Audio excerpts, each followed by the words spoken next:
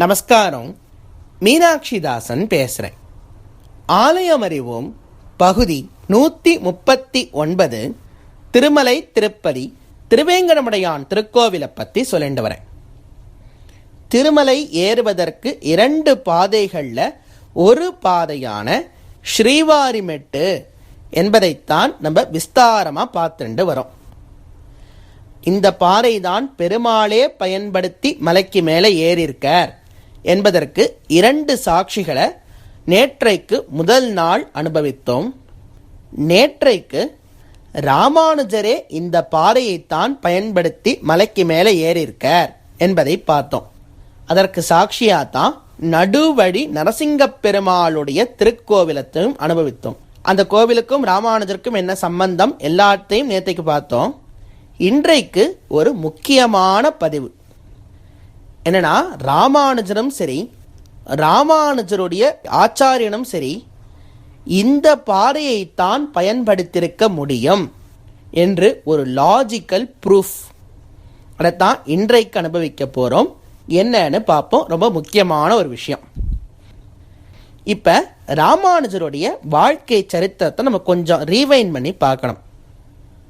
ராமானுஜரை பற்றி நம்ம எல்லாருக்கும் தெரியும். உடையவர், யதிராஜர், ஸ்ரீபாஷ்யக்காரர். அப்படிப்பட்ட ராமானுஜர் அவருக்கு 5 ஆச்சாரியர்கள் இருந்தார். பெரிய நம்பிகள், பெரிய திருமலை நம்பிகள், திருக்கோஷ்டியூர் நம்பிகள், திருமாலை ஆண்டான், திருவரங்கப் பெருமாள் அரையர் அப்படின்னு சொல்லி 5 ஆச்சாரியர்கள் ராமானுஜருக்கு இருந்தா. இவா 5 பேருமே ஆளவந்தார் அப்படின்னு சொல்றவருடைய சிஷ்யர்களா இருந்தா. ஆளவந்தார் தன்னுடைய சொத்தை இந்த 5 பேருக்கு பிரித்து கொடுக்கிறார். சொத்துனா எவ்வளோ கோடி ரூபா சுவாமின்னு கேட்காதீங்க. இது கல்வி செல்வம். 5 பேர்த்த பிரித்து கொடுக்கிறார். இந்தா நீ ராமாயணத்தை வச்சுக்கோ, நீ திருவாய்மொழியை வச்சுக்கோ, நீ திருமந்திரார்த்தத்தை வச்சுக்கோ அப்படின்னு சொல்லி தன்னுடைய சொத்தை 5 பேர்த்த 5 சிஷ்யர்கள்ட்ட பிரித்து கொடுக்கிறார் ஆளவந்தார். அப்படியே ஒரு கட்டளை இடுறார். என்னன்னா, ராமானுஜருக்கு இந்த எல்லா விஷயங்களையும் நீங்கள் 5 பேர் தான் உபதேசிக்கணும் அப்படின்னு சொல்லி கட்டளை இட்டுட்டு ஆளவந்தார் பரமபதிச்சுடுறார். திருநாட்டை அலங்கரித்து விடுகிறார். இப்போ ராமானுஜர் ஒவ்வொரு ஆச்சாரியனா பார்த்து இந்த விஷயங்கள்லாம் கிரகிச்சுக்கிறார். இந்த 5 பேர்த்தையும் ராமானுஜர் தனித்தனியாக போய் அவள்கிட்டேருந்து இந்த எல்லா விஷயங்களையும் கற்றுக்கிறார். அதில் ஒருத்தர் தான் பெரிய திருமலை நம்பிகள். இந்த பெரிய திருமலை நம்பிகள் வேறு யாரும் கிடையாது, ராமானுஜருடைய சொந்த மாமா. இவர் எங்கே இருக்கார் அப்படின்னா, நம்ம திருமலையில் திருவேங்கடமுடையானுக்கு கைங்கரியங்கள் பண்ணிட்டு இங்கேயே இருக்கார். இவருடைய வேலை என்னன்னா, டெய்லி காலையில் ஆகாச கங்கை அப்படிங்கிற தீர்த்தத்துக்கு போய் தண்ணீர் கொண்டு வந்து திருவேங்கடமுடையானுடைய அபிஷேகத்துக்கும் இங்கே நடக்கும் திருவாராதனத்துக்கும் கொடுப்பது தான் இந்த பெரிய திருமலை நம்பிகளோட வேலை. அதுக்காக இந்த திருப்பதி திருமலை மேலேயே குடியிருக்கார் பெரிய திருமலை நம்பிகள். இப்போ ராமானுஜர் இந்த பெரிய திருமலை நம்பிகளை பார்க்குறார். ராமானுஜர் வரார்னு சொன்ன உடனே பெரிய திருமலை நம்பிகள் மலையை விட்டு கீழே இறங்கி ராமானுஜரை பார்த்து பேசுகிறார்.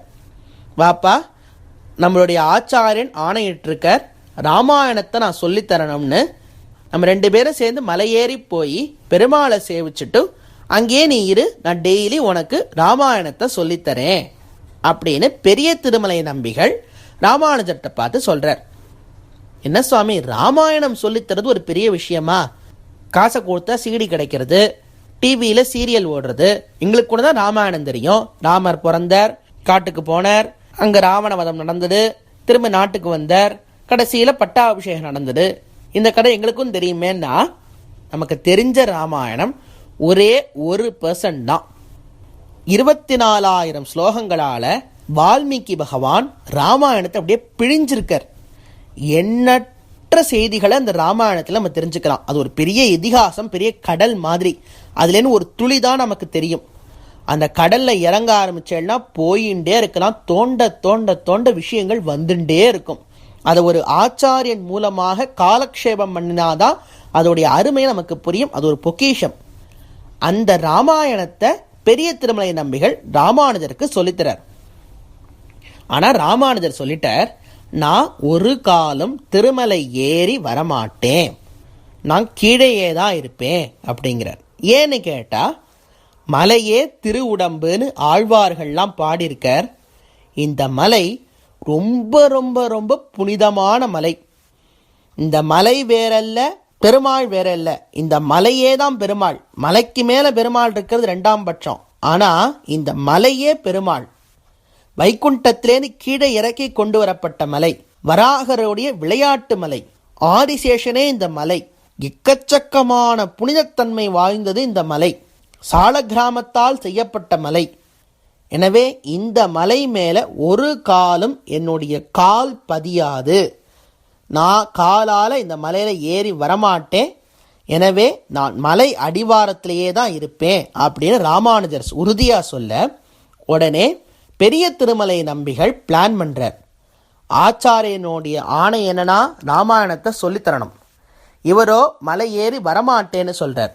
இப்போ என்ன பண்ணலான்னு யோசிக்க, அப்போ பெரிய திருமலை நம்பிகள் முடிவு பண்ணுறார், நம்ம டெய்லி காலையில் திருவாராதனத்துக்கு தண்ணீர் கொண்டு வந்து தருவோம். ஏன்னா திருவாராதனம் அபிஷேகம்லாம் காலையில் தான் நடக்கும். எனவே ஆகாச கங்கையிலிருந்து தண்ணீரை காலையில் கொண்டு வந்து தந்துட்டு மலை இறங்கி கீழே வருவோம். அடிவாரத்தில் இருக்கும் ராமானுஜருக்கு ராமாயணத்தை சொல்லி தருவோம். திரும்ப சாயங்காலம் இருட்டுவதற்கு முன்னால் மலை ஏறி மேலே போவோம். அப்பதான் அடுத்த நாள் காலையில் திருவாராதனத்துக்கு நாம் கைங்கரியம் பண்ண முடியும் அப்படின்னு முடிவு பண்ணுறார் பெரிய திருமலை நம்பிகள். அதாவது ஒரு நாளைக்கு மலை இறங்கி கீழே வருவாராம், திருப்பி சாயங்காலத்து மலை ஏறி மேலே போவாராம். இந்த மாதிரி ஒரு நாள் இல்லை, 2 நாள் இல்லை, ஒரு வருஷ காலம் 365 நாட்கள் பெரிய திருமலை நம்பிகள் பண்ணியிருக்கார். பார்த்துக்கோங்க, நினச்சி கூட பார்க்க முடியாது. அந்த காலத்தில் ஒரு துளி வசதி கூட கிடையாது, பாதை கிடையாது, மின் விளக்குகள் கிடையாது, டார்ச் லைட் கூட கிடையாது, தண்ணீர் வசதி கிடையாது, எந்த விதமான சௌகரியங்களும் இல்லாத காலத்தில், பாதையும் போடப்படாத காலத்தில். இப்போ நம்ம சொகுசாக ஏறுறோன்னா இந்த பாதை இப்போ தான் ரீசண்டாக போட்டிருக்கா. மழை பெஞ்சாலும் சரி, வெயில் அடித்தாலும் சரி, முள்ளும் கரடு முரடுகளான கல்லும் நிறைந்த பாதை தான் அந்த பாதை. இந்த பாதையில் ஒரு நாளைக்கு 2 வாட்டி போயிட்டு வரணுமா. இந்த மாதிரி ஒரு வருஷம் பண்ணணுமா. நினச்சி கூட பார்க்க முடியாது நம்மளால். அந்த மாதிரி அவர் பண்ணியிருக்கார். அப்படியே கத்துண்டு ராமானுஜர் ராமாயணத்தை கத்துண்டார் அப்படிங்கிறது மேலே இருக்கிற சரித்திரம். இதை பற்றி நிறைய இன்னும் கதைகள்லாம் விஸ்தாரமாக இருக்குது. அதெல்லாம் இந்த திருமலைக்கு போக போக நம்ம பார்ப்போம். இந்த பேசிக் அவுட்லைனை மட்டும் இப்போ தெரிஞ்சுப்போம். இப்போ இதைத்தான் நம்ம இப்போ ப்ரூஃபோடைய பேஸாக எடுத்துக்க போகிறோம். என்னன்னா, பெரிய திருமலை நம்பிகள் என்பவர் காலையில் கோவிலை விட்டு புறப்பட்டு கீழே வருவார். மலை இறங்கி ராமானுஜர்கிட்ட சொல்லி தந்துட்டு சாயங்காலம் இருட்டுவதற்கு முன்னால் மலை ஏறுவார். இதைத்தான் நம்ம அப்படி பேஸாக எடுத்துட்டு இப்போ ப்ரூவ் பண்ண போகிறோம். இப்போ 5 மணிக்கு காலையில் நம்மளுடைய பெரிய திருமலை நம்பிகள் ஆகாச கங்கையிலேருந்து தண்ணியை கொண்டு கோவிலுக்கு கொடுக்குறாருன்னு வச்சுப்போம். ஏன்னா 5 மணிக்கு தான் கோவில் திறப்பா. இப்போ மாதிரி 2 மணி 1 மணிக்கெலாம் ராத்திரி கோவில் கிடையாது. நான் சொல்லுவது இன்றையிலேருந்து சற்றேறக்குறைய 1000 ஆண்டுகளுக்கு முன்னால் 5 மணிக்கு கோவில் திறக்கிறா, பூஜையெல்லாம் பண்ணுறான்னு வச்சுக்கோங்க. இப்போ பெரிய திருமலை நம்பிகள் 5 மணிக்கு தண்ணியை கொண்டு இந்த பெருமாள்கிட்ட சேர்க்கிறார். எங்கள் மலைக்கு மேலே இருக்க திருமயங்கனமுடையான்ட்ட சேர்க்கிறார். அது முடிந்து 2 மணி நேரம் அந்த திருவாராதனம்லாம் ஆகும். அது நின்று அவர் சேவிக்கிறார்னு வச்சுப்போம். இப்போ 7 மணி ஆகுது. 7 மணிக்கு நம்மளுடைய பெரிய திருமலை நம்பிகள் மலையிலேருந்து புறப்பட்டு கீழே மலை அடிவாரத்துக்கு வரார். இதே போல சாயங்காலம் சூரியன் இருட்டுவதற்கு முன்னால், அதாவது சூரியன் மறைவதற்கு முன்னால் மலை ஏறி மேலே போயிடணும். ஏன்னா மலை ஏறுறதுங்கிறது கடினமான வேலை. ராத்திரி வந்துடுத்துனா வழி தெரியாது, மின் விளக்குகள் கிடையாது, துஷ்ட மிருகங்கள் நடமாட ஆரம்பித்தோம். எனவே சாயங்காலம் இருட்டுவதற்கு முன்னால் மேலே ஏறிடணும்.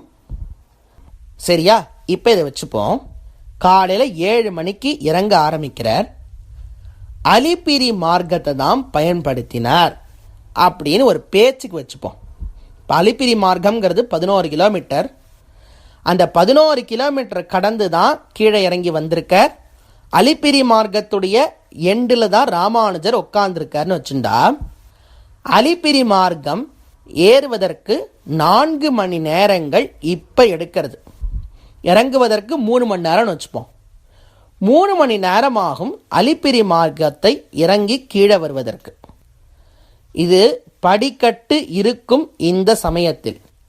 படிக்கட்டு இல்லாத சமயம் அப்படின்னு நீங்கள் யோசிச்சு பார்த்தா, அது அந்த காலத்தில் ஒரு 4-5 மணி நேரமாவது கண்டிப்பாக ஆகும் மலையிலேருந்து கீழே இறங்கி வரத்துக்கு. ஏன்னா பாதையே இல்லை, ஃபுல்லாக கல்லு முள்ளுமா இருக்குது, மரங்கள்லாம் பிடிச்சி கஷ்டப்பட்டு இறங்கணும். அப்படின்னா 5 மணி நேரம் ஆகும். 5 மணி நேரம் அப்படின்னா 7 மணிக்கு கிளம்ப ஆரம்பித்தா 12 மணிக்கு தான் அவர் கீழே வந்து சேர முடியும். ஆனால் ரெக்கார்ட் சொல்கிறது, கீழே வந்து ராமானுஜருக்கு பாடம் கற்பித்து விட்டு திருவாராதனம் பண்ணிட்டு திருப்பியும் கொஞ்ச நேரம் பாடம் சொல்லி தந்துட்டு 2 பேரும் மதிய உணவு சாப்பிட்ருக்கா அப்படின்னு ரெக்கார்ட்ஸ்லாம் சொல்கிறது.